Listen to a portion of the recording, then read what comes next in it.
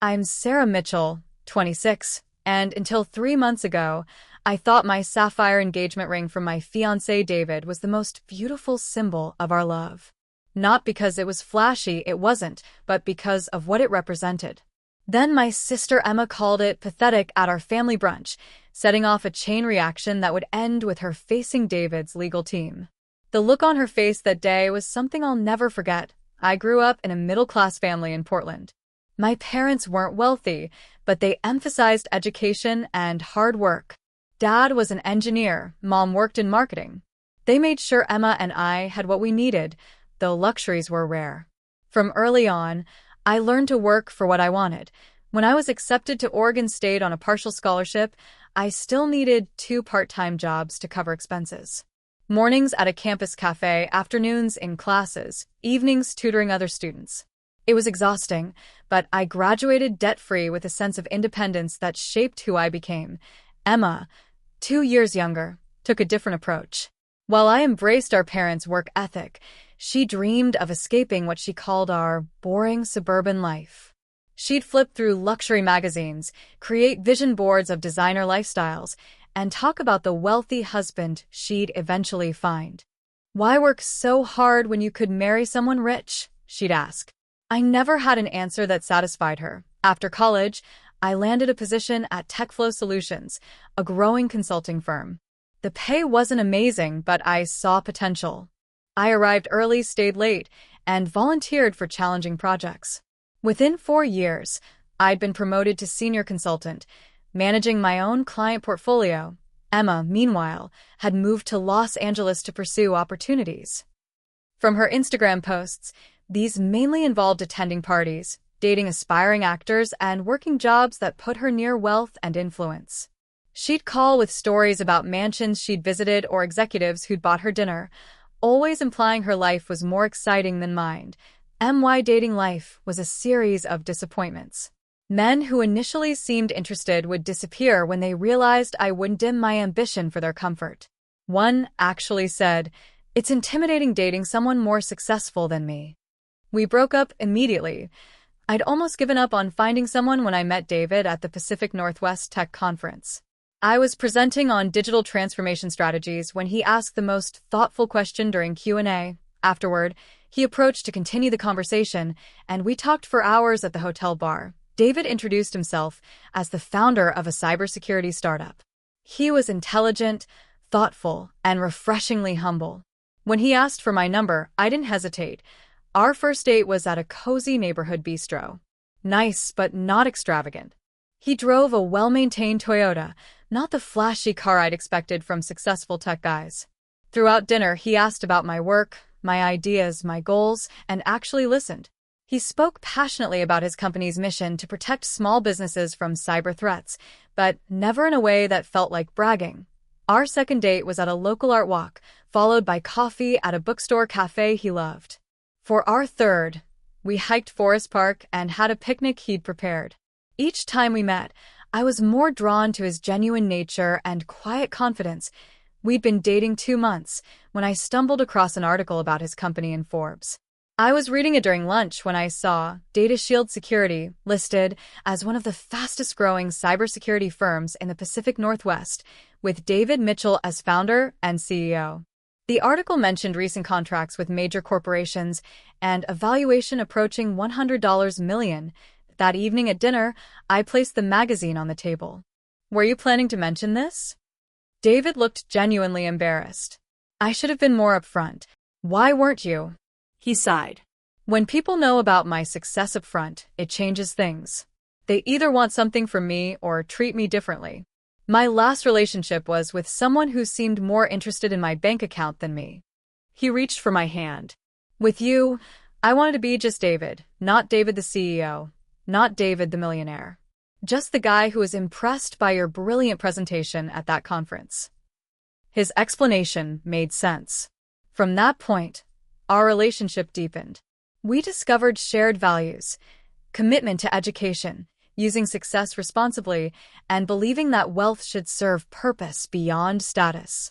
David gradually showed me more of his world, His modest but beautiful home in the hills, his foundation providing cybersecurity training to nonprofits, his small circle of trusted friends that I introduced him to my parents, who were initially starstruck but quickly appreciated his kindness and the obvious care he showed me. The only person I hadn't introduced him to was Emma. Something told me that meeting would be complicated. After 10 months together, David began hinting about our future. He asked about my 5-year goals, what kind of home I'd want, whether I'd consider relocating for the right opportunity. I sensed something significant approaching but tried not to get ahead of myself. The proposal came on the anniversary of our first meeting. David suggested attending the same conference where we'd met, claiming he wanted to support a colleague. I agreed, thinking nothing of it. During a break, he guided me to the empty conference room where we'd first talked. I was confused until I saw the transformation. Subtle lighting, a small table set for 2 with the same wine from our first date. "This is where my life changed," David said, taking my hands. "Right here, when you challenged that speaker about data privacy and offered that brilliant alternative. I knew then you were extraordinary." As we sat, he shared memories from our months together, moments when he'd realized his feelings. Then he reached into his pocket and produced a small velvet box. "Sarah, I've met people who chase success but lack substance, and people of modest means who are rich in everything that matters. You've shown me that true partnership isn't about what someone can give you, but who they inspire you to become." He opened the box, revealing a ring that surprised me. Instead of the massive diamond I might have expected, it featured a vintage sapphire in an Art Deco setting. The stone was deep blue with remarkable clarity, set in white gold with small accent diamonds. "This was my grandmother's," he explained softly. "She wore it through the Depression, through losing their first home and rebuilding. My grandfather saved for 2 years to buy it in 1935. To me, it represents resilience and the kind of love that endures through challenges." He looked into my eyes. "Will you marry me, Sarah?" Through tears, I whispered, "Yes." As he slipped the ring on, he added, "The sapphire is from Kashmir, extremely rare. A jeweler told my family it's museum quality, but its real value is in what it represents." I couldn't stop looking at it, not because of its worth, but because of the history it carried. This wasn't a ring purchased to impress. It was a deeply personal heirloom representing values that aligned with my own. We celebrated with a quiet dinner, talking about our shared future. We decided to tell our families immediately, though I felt familiar anxiety about Emma's reaction. My parents were overjoyed. Mom cried happy tears, and Dad told David he couldn't have chosen better. They immediately invited us for Sunday dinner. "Should we invite Emma?" Mom asked hesitantly. "Of course," I said, wanting to include my sister. "I'll call her." Emma answered on the 3rd ring. "Hey, what's up? I'm at this amazing rooftop party in West Hollywood."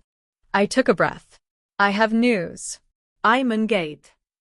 Pause. "Engaged? To that tech guy you've been seeing?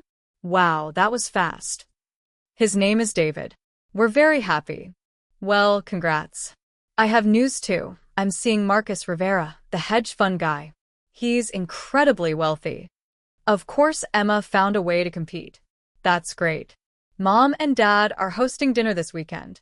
Can you come meet David?" After negotiation, Emma agreed to come.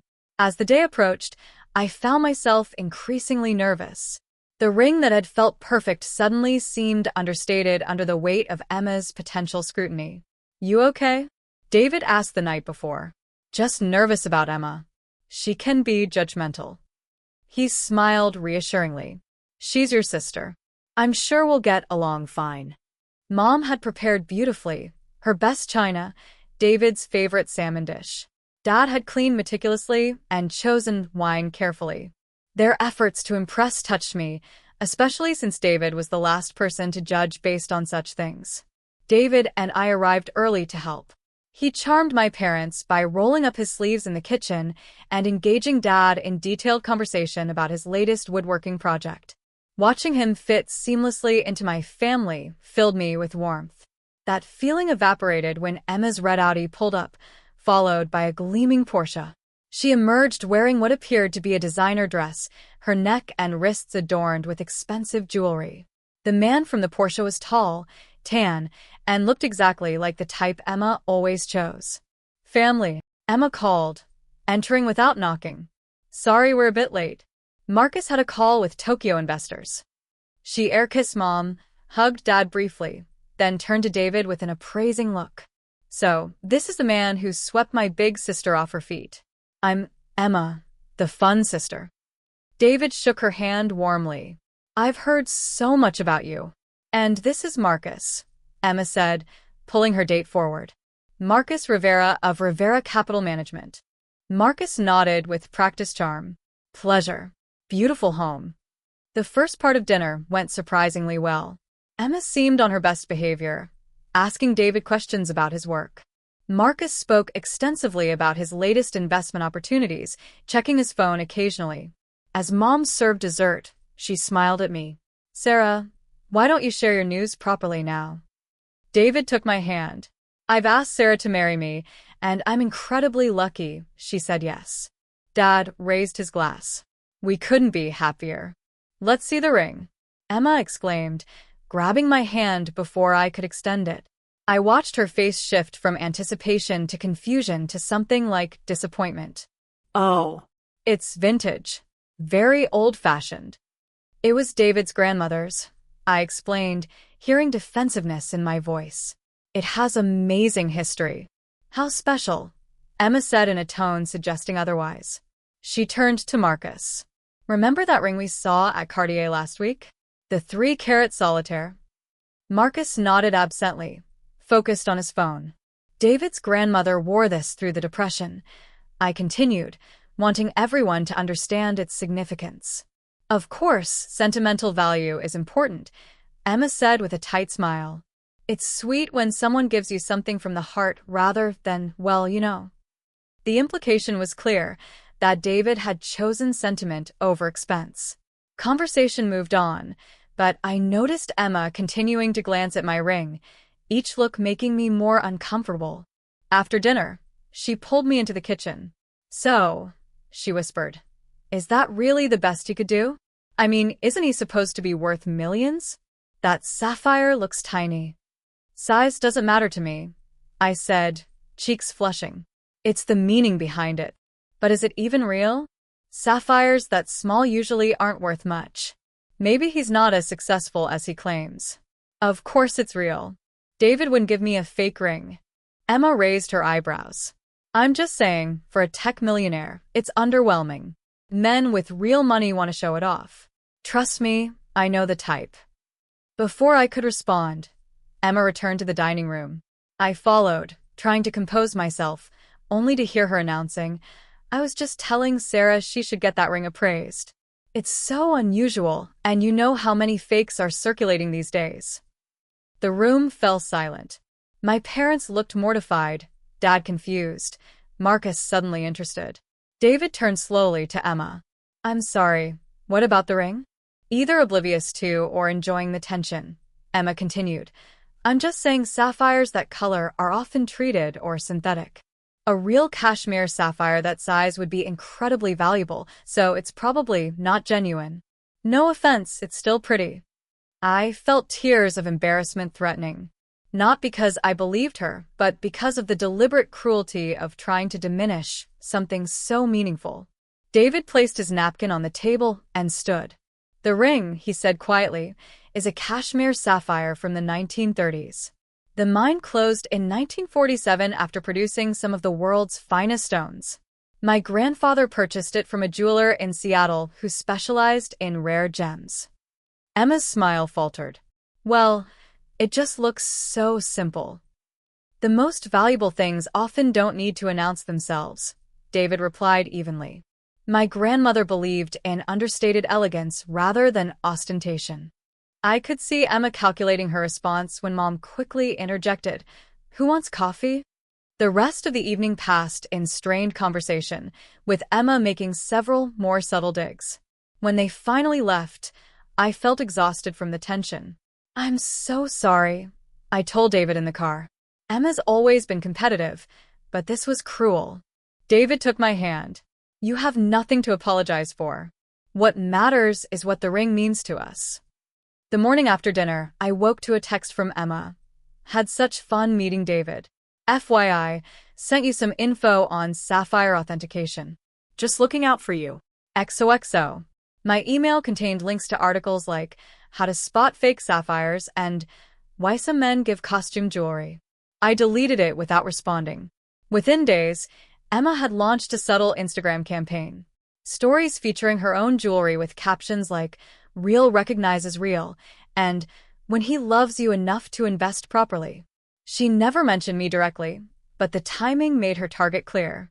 Then came the group text to extended family announcing Marcus had bought her a Just Because diamond tennis bracelet, photographed prominently next to champagne glasses. My cousin Lisa called immediately. What's going on with Emma? She called asking if I'd seen your ring, then went on this weird rant about men who try to fool women with fake stones. Similar conversations played out with other relatives as Emma's whisper campaign spread. Most dismissed her insinuations, but constantly defending became exhausting. 2 weeks later, Mom called hesitantly. Honey, is everything okay with David's company? Emma mentioned something about financial problems. What? No, his company is thriving. Where would she get that idea? She said something about him not being on some wealthy list he was on before. I felt anger surge. Emma was now fabricating stories to support her narrative. That evening, David came home looking troubled. I had an odd conversation with a potential client today. He asked if rumors about Data Shield having cash flow issues were true. My stomach dropped. Where would he hear that? When I pressed, he mentioned a dinner party where a woman dating a hedge fund manager, had been discussing it. The realization that Emma's jealousy was affecting David's business pushed me from hurt to furious. I'll talk to her. This has to stop. But my calls went straight to voicemail. Texts received only vague replies. The final straw came when we were planning our engagement party. David suggested a wine bar with a private room, elegant but intimate. As we finalized the guest list, I reluctantly brought up Emma. We should probably invite her. Not inviting would create more drama. Emma not only RSVP'd immediately, but asked to bring Marcus and several friends. Against my better judgment, I agreed. The day before the party, I received a family-wide email from Emma with the subject concerned about Sarah. The message read, Dear family, I've been hesitant to share this, but I feel responsible for looking out for Sarah. I've had her ring examined by my friend Thomas at Riverside Jewelers. Based on photos, he believes the sapphire is likely treated or synthetic, worth far less than a genuine cashmere stone. I'm attaching his assessment and some educational materials about gemstone fraud. I'm concerned David may not be forthcoming about his financial situation. Please don't mention this to Sarah yet. I'll address it privately after consulting Marcus's attorney friend about options. I just want to protect my sister from heartbreak. Love, Emma. Attached was a brief statement on jewelry store letterhead suggesting the stone showed characteristics of treated material based on photographs alone. I forwarded the email to David, hands shaking with rage and humiliation. He called immediately. I just saw it. Sarah, this has crossed the line into potential defamation. She's making false statements that could damage my reputation. What should we do? I think it's time for direct action. Can you come to my office? I'd like you to meet with Rebecca from our legal counsel. The engagement party was at Vine and Vintage, a sophisticated wine bar with exposed brick walls and intimate lighting. David had arranged for elegant but understated decorations, white roses, soft lighting, and comfortable seating areas. A jazz duo played quietly while servers circulated with wine and appetizers. As our friends and family arrived, I tried to focus on the joy rather than my anxiety about Emma's attendance. David stayed close, his calm presence grounding me. Remember what Rebecca said, he murmured. Don't engage unless necessary. Let them make their move. Rebecca Martinez, David's corporate attorney, had briefed us the previous day on handling Emma's escalating behavior. The sharp, professional lawyer had compiled Emma's emails, texts, and social media posts while outlining potential defamation claims. An hour into the party, Emma arrived with Marcus and two couples I didn't recognize. She wore a black dress that seemed calculated to stand out, with a diamond necklace catching every light. Marcus looked uncomfortable, his eyes assessing the room's wealth level. I took a deep breath and approached them. Emma, Marcus, welcome. Emma air-kissed my cheek. Wouldn't miss it. What a cozy place, very intimate. Marcus nodded stiffly. Congratulations. Emma introduced her friends, another couple in luxury real estate and a jewelry designer with her husband. They offered polite congratulations before heading toward the wine selection. Let me see how that ring looks in this lighting, Emma said, grabbing my hand without permission. She made a show of examining it under the pendant lights. Still so unique. Don't you think it's unique, Marcus? Marcus muttered something non-committal, clearly uncomfortable. You know, Emma continued, her voice rising enough to attract nearby attention, vintage jewelry can be so tricky. So many reproductions these days. I'm sure David had it properly authenticated, though, right? The moment I'd been dreading arrived. I looked at David, who gave a subtle nod. Actually, Emma, I said, keeping my voice level, I received your email yesterday. The one you sent to our entire family questioning my ring's authenticity and David's character. Emma's eyes widened, but she recovered quickly. I was just concerned. If you're concerned, David interrupted smoothly. Perhaps you'd like to meet some of our other guests. He gestured toward three people in sharp business attire who'd been quietly observing. Emma, this is Rebecca Martinez, my corporate counsel, and her colleagues from Martinez, Foster and Associates. Rebecca stepped forward with a professional smile. Ms. Mitchell, we've heard so much about you. Your recent email made for particularly interesting reading. Emma's face paled. I'm not sure what you mean. We'll be happy to clarify, Rebecca said pleasantly. We've been documenting your statements about David and his ring to Sarah. Statements that appear to be both false and potentially damaging to his business reputation. Documenting. Emma's voice rose. That's ridiculous. I was just looking out for my sister. By distributing a fraudulent gemstone assessment based on photographs to her entire family, Rebecca asked conversationally. By suggesting to potential clients that Data Shield Security has financial difficulties, those actions go beyond sisterly concern. Marcus, listening with increasing alarm, stepped back. Emma, what is she talking about? Emma shot him a panicked look. Nothing. They're exaggerating. Rebecca opened a slim folder. We have documentation prepared for a potential defamation lawsuit. But first, perhaps you'd be interested in the actual provenance of Sarah's ring. Without waiting for a response, she handed Emma a document bearing the letterhead of Pacific Gemological Institute, one of the most respected appraisal firms on the West Coast. This is the most recent authentication and appraisal, completed for insurance purposes, Rebecca explained loud enough for gathered guests to hear. As you can see, it confirms the sapphire is indeed a natural, untreated cashmere specimen of exceptional quality. Emma's hands trembled as she looked at the document. She quickly tried to hand it back. The ring is insured for $1.8 million, Rebecca continued. It's considered museum quality due to both its gemological properties and historical significance. A crowd had gathered around us now, including Emma's friends and several family members. Emma's face had gone from pale to bright red. There must be some mistake, she stammered. Yes, Thomas Wilson from Riverside Jewelers, Rebecca interrupted. We spoke with him this morning. He was distressed to learn you distributed what appeared to be his professional assessment. He confirmed he never physically examined the ring and explicitly told you no reputable jeweler would authenticate stones from photographs alone. Marcus was now staring at Emma with embarrassment and anger. You told me your jeweler friend had examined it personally. You said he was certain it was fake. Emma was floundering, looking desperately around the circle of observers. Ms. Mitchell, Rebecca continued, we are prepared to pursue legal action for defamation.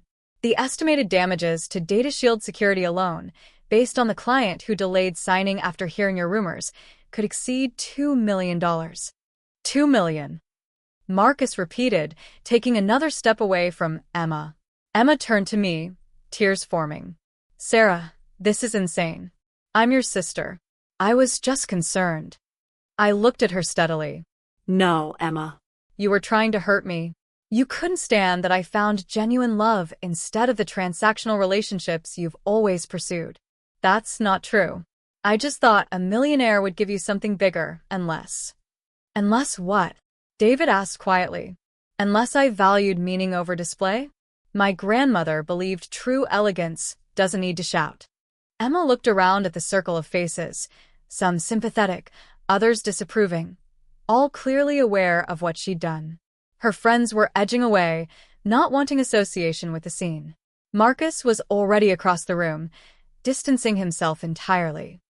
I need to leave, Emma whispered, tears flowing freely. She hurried toward the exit, fumbling with her purse, her carefully constructed image completely shattered. As she disappeared, Rebecca closed her folder. I think that resolved itself nicely. David turned to our guests. Please, everyone, continue enjoying the evening. Tonight is about celebrating love, not dwelling on misunderstandings. As the crowd dispersed, David put his arm around me. Are you okay? I nodded, feeling a complex mix of emotions. Relief that Emma's campaign had been stopped, sadness that my sister had gone so far to hurt me, and lingering anger at the stress she'd caused. I need a moment, I said. Nathan nodded understandingly, and I stepped onto the wine bar's small patio. Looking out at the city lights, I tried to process what had happened. My parents approached hesitantly. Sarah, Mom said sadly, we're so sorry. We never realized how far Emma's jealousy had gone. The signs were always there, Dad added. We should have addressed it years ago instead of hoping she'd outgrow it. It's not your fault, I assured them. We talked for a while, sharing insights about Emma's behavior patterns that now seemed like clear warnings. Eventually, David came to check on me, and together we rejoined the celebration. Despite the confrontation, the party continued successfully, with many guests later saying it was one of the most memorable engagement parties they'd attended. As the evening wound down, Rebecca approached us one final time. I doubt she'll continue after tonight, but we'll monitor the situation. If you prefer to pursue legal action regardless, we can discuss it. What do you think? David asked me. I sighed. Let's wait and see. She's still my sister, despite everything. 3 days after the party, I received a text from Emma. I'm sorry. I was wrong about everything. Getting help. Hope someday you can forgive me. It wasn't a complete apology, but it was self-awareness I'd never seen from her before. Over the following months, Emma maintained respectful distance while making small efforts to rebuild trust. She sent a handwritten note to David. She attended family dinners without creating drama. She even offered to help with modest wedding preparations. Do you think she's really changed? David asked after Emma had dropped off some wedding magazines that actually matched our taste. I think she's trying, I replied. And that's more than I expected months ago. Our wedding 6 months later was everything we'd hoped for. Intimate, meaningful, focused on our commitment rather than spectacle. Emma attended as a guest, dressed appropriately, offering genuine congratulations without trying to upstage anyone. During our first dance, I noticed Emma talking quietly with Rebecca, who had become a friend. They appeared to be having a pleasant conversation. What do you think they're discussing? I asked David. He glanced over and smiled. Based on Rebecca's gestures, probably law school. Your sister mentioned she's considering finishing her degree. From spreading legal threats to potentially studying law herself, that would be quite a transformation. People can surprise you, David said, pulling me closer, when they finally stop competing with others and start finding their authentic path. Later that evening, David and I took a moment alone on the venue's terrace. How does it feel to be Mrs. Sarah Mitchell? He asked. Exactly like being Sarah Mitchell, I replied honestly. That's how I know this is right. I'm not becoming someone new. We're building something together. I looked down at my ring, the sapphire catching the moonlight. This past year has been such a journey. When Emma first criticized the ring, I never imagined it would lead to legal threats, family confrontations, and ultimately her growth. Sometimes people need consequences before they can change, David observed. The question is whether they use those moments as opportunities or excuses. I'm glad she chose opportunity. As painful as everything was, I think we're all stronger for having gone through it. What had begun as my sister's attempt to undermine my happiness had become a catalyst for growth, for her, for me, for our entire family. The very ring she'd mocked as inadequate had proven not only genuinely valuable, but also a powerful symbol of resilience and enduring love. And Emma, in confronting her jealousy and finding her own path, had finally begun discovering something more precious than any jewel: her authentic self.